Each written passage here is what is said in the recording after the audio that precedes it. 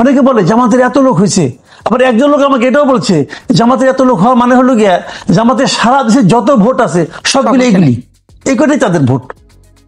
তো এটাই হলো রিয়েলিটি ভাই।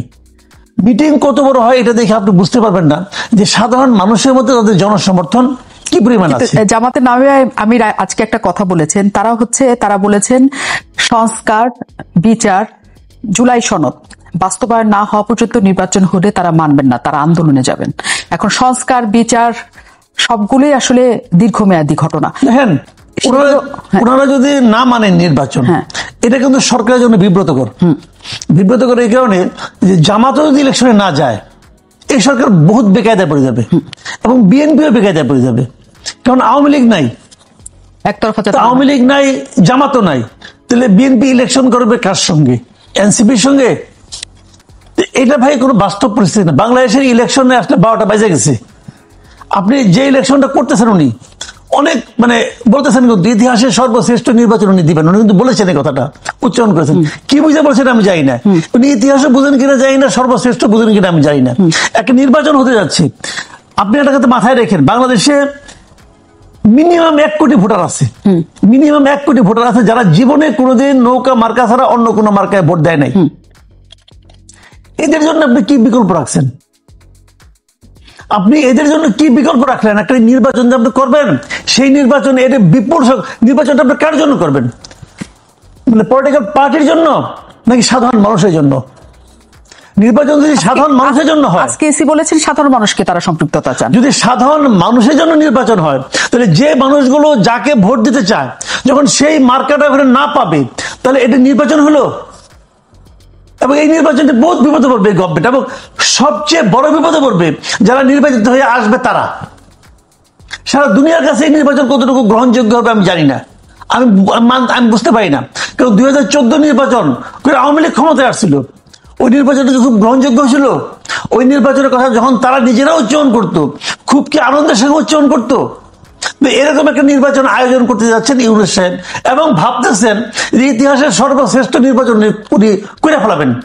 কিন্তু যেটা করবেন ভাই, কিন্তু এই যে প্রেক্ষিত এখন চলছে তাতে আওয়ামী লীগকে নির্বাচনের জন্য অনুমতি দেওয়াও কি আসলে অন্যরা মানবে? এটা তো আমি বলতে পারবো না। আওয়ামী লীগের নিষিদ্ধ আমি কই নাই, ওই ঝামেলা আমার ফেলান কেন? ওটা ইউনূস সাহেব বুঝবে, উনি কি কারণে করছেন, কি করছেন না করছেন উনি বুঝবে। এটা বিষয়টা কি হবে যে নির্বাচনে উনি যে কাজটা করতে যাচ্ছে, এই কাজটা করার পর সারা দুনিয়ার মানুষ কিন্তু উনি যা বলবে তাই ওইটাই কিন্তু হবে না, ওটা কিন্তু ওটা হবে না। কিন্তু হিউম্যান রাইটস ওয়াচ কি বলছে যে আগে যা ছিল মানবাধিকার পরিস্থিতি এখন ওরকমই আছে। এটা উনি মানবে যে ক্ষমতা থাকে সে মানে? আগে দেখতাম হাসান মাহমুদ বলতো না ওরা ভুল করছে, ওরা টাকা খাইয়া করছে, বিএনপি তাদের টাকা দিচ্ছে, জামাত তাদের টাকা দিচ্ছে বলছে। এখন কে টাকা দিচ্ছে? এখন আওয়ামী লীগ টাকা দিচ্ছে। তাহলে এই সমস্ত আন্তর্জাতিক সংগঠনগুলো কি বিরোধী দল থেকে মাল খায়? ভাই এইগুলো জানেন, শুনেন, মুখে বলতেছে, কেউ কিছু বলার সাহস পাচ্ছে না, কেউ বলতে পারছে না।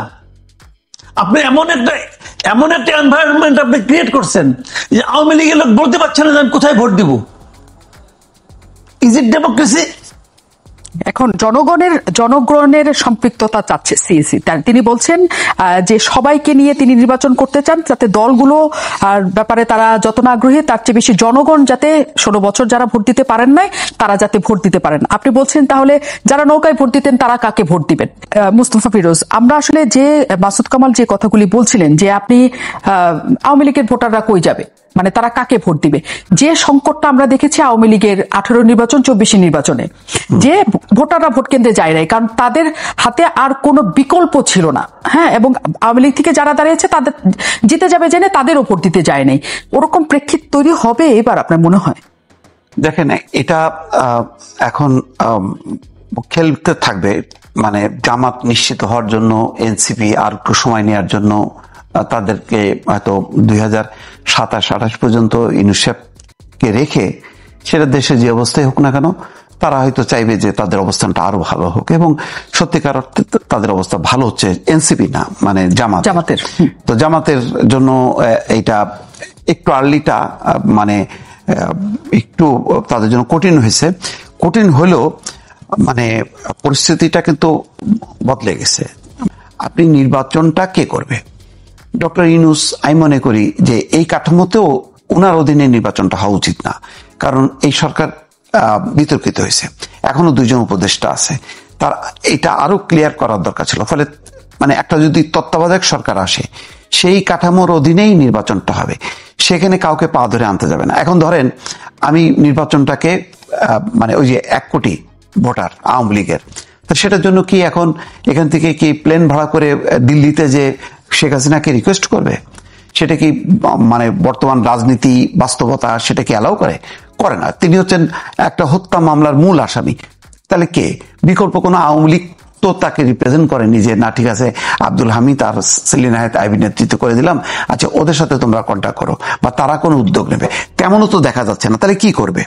তাহলে যেটা করবে, তত্ত্বাবধায়ক সরকার একটা নিউট্রাল নির্বাচন কমিশন থাকুক, ভাই আপনার ইচ্ছা হলে আপনি যান ইলেকশনে, না হলে যান, কাউরে হাতে পায়ে ধরে ওই পার্টিসিপেশনটা। কিন্তু এই সরকার যদি বলে যে যার ইচ্ছা তাতে এই সরকারের ক্ষেত্রে কি অসুবিধা? না, কোনো অসুবিধা নেই, কিন্তু ওই যে সরকারটা ঠিক থাকতে হবে, একটা তত্ত্বাবধায়ক সরকার থাকতে হবে।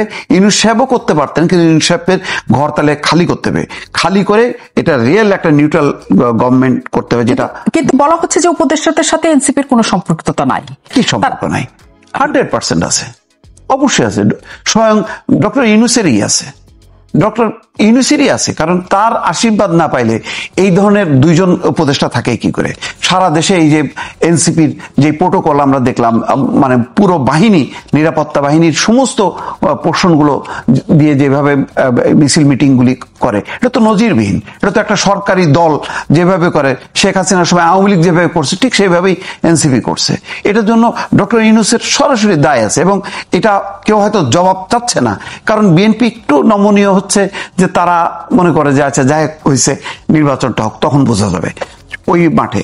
তো এইটাও করা উচিত হয়নি ডক্টর ইউনূসের। যতটুক তার দায় দায়িত্ব তো তার, মানে এখন যদি বলেন যে না আমি তো এগুলি করি না, কিন্তু না, আপনার সময় আপনার গভর্নমেন্টের অধীনেই তো। কিন্তু আজকে আসলে বিএনপির বিজয় মিছিল কি আপনার কাছে সেটা বার্তা দিচ্ছে যে এই আন্দোলনে আসার বিষয়ে, নির্বাচনে আসার বিষয়ে বিএনপির সামান্যতম দ্বিধা বা অন্য কিছু আছে, বা এই সরকারের আমলে এই সরকারের অধীনে তারা করতে চায় না, এমন কোন ইঙ্গিত কিন্তু বিএনপির তরফ থেকে আমরা অন্তত দেখছি না। না, দেখছে না, তারা এটাকে মানে পাত্তা দিচ্ছে না। মানে এখন ওই মাহফুজ বা আসিফ থাকার কারণে যে খুব বেশি উল্টায় মানে ইয়ে করতে পারে তা না, কারণ প্রশাসন অলরেডি তাদের নিয়ন্ত্রণে চলে আসছে।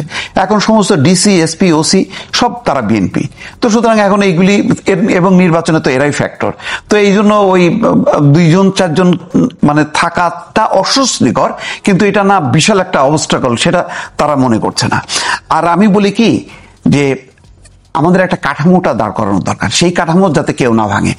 এরপরে আপনাকে ছেড়ে দিতে হবে যে আপনার 2 কোটি ভোটার আছে, আপনার 1 কোটি ভোটার আছে, আপনাকে ওই নির্বাচন কমিশন বা তত্ত্বাবধায়ক সরকার দাঁড়ে দাঁড়ে যাবে না ভিক্ষা নিয়ে যে ভাই প্লিজ আসেন, তা নাহলে তো নির্বাচন অংশগ্রহণমূলক হচ্ছে না। আমরা যদি ওই কাঠামোটা একবার গড়ে তুলে দিতে পারি, একটা সেট, তারপরে নির্বাচন হোক, যার খুশি সে অংশ নিক, যার খুশি সে অংশ নিক না। কিন্তু আগের অবস্থাটা কি ছিল? আগে তো যেহেতু দলীয় সরকারের অধীনে নির্বাচন, তখন শেখ হাসিনার সরকারের দায়বদ্ধতা ছিল যে সবাইকে আনার, কিন্তু তারপরও সে আনে নাই, যার কারণেই তো আজকের এই পরিণতি, রাজনৈতিক এই বিপর্যয়। এখন এই বিপর্যয় থেকে উঠতে গেলে কি করতে হবে? তাহলে ওই সময় যে আন্দোলনের মূল দাবি ছিল যে তত্ত্বাবধায়ক সরকার চাই, তত্ত্বাবধায়ক সরকার অধীনে নির্বাচন হবে, ওই রকম একটা কাঠামোটা আমরা তৈরি করি, প্রডিউস করি, দেন রাজনৈতিক দলগুলো তার মতন করে। এখন আওয়ামী লীগ যদি মনে করে যে না তার সে যেটা করছে সেটাই ঠিক, কোনো ভুল নেই তার, সেই যেমন জামাত ইসলাম 71-এর কোনো ভুল স্বীকার করে না, এরাও তেমন মনে করে যে না তাদের কোনো ভুল নাই, সেই অবস্থান নিয়ে যদি আওয়ামী লীগ এখন বসে থাকে, তাহলে হাতে পায়ে ধরে এই নির্বাচনে অংশগ্রহণ করানোর দায় এটা কারোরই নেওয়া উচিত না। এটা সংবিধানে থাকবে, তত্ত্বাবধায়ক সরকার এবং তার অধীনে নির্বাচন হবে, ফলে যার খুশি সে নির্বাচন করবে, যার খুশি সে নির্বাচন করবে না। এইটা ছাড়া রাজনৈতিক দলগুলো যাতে কোনোভাবেই ব্ল্যাকমেইল না করতে পারে, প্রতিবার নির্বাচন আসবে আর ব্ল্যাকমেইল করবে যে না আমার এই দাবি পূরণ করতে হবে, ওই দাবি পূরণ করতে হবে, না হলে আমি নির্বাচন আসবো না, এটা চলতে পারে না। মাসুদ কামাল, যে প্রসঙ্গটি আসছে মোস্তফা ফিরোজও প্রথমেও সেটা বললেন এবং আজকে যেটা হয়েছে মির্জা ফখরুল ইসলাম আলমগীরও বলেছেন একটা সংবাদ সম্মেলনে যে এই নির্বাচনটা আসলে 3 মাসেই করা সম্ভব এবং আইন শৃঙ্খলা বাহিনীর যে পরিস্থিতি তারা দেখতে পাচ্ছেন তাতে তাদের মনে হচ্ছে যে নির্বাচনটা যে কোনো সময় করার মতো পরিস্থিতি বাংলাদেশের তৈরি আছে। কিন্তু আইন শৃঙ্খলা পরিস্থিতি আমরা যা দেখছি সাধারণ জনগণ হিসেবে, তাতে নির্বাচন, এত বড় একটা জাতীয় নির্বাচন এত বছর পর করার জন্য আসলে আপনি মনে করেন যে সম্ভব? এটা আসলে এখনকার সম্ভব? কেন সম্ভব হবে না? নির্বাচন তো মনে করেন এক মাস জুড়ে হবে না, তাই না?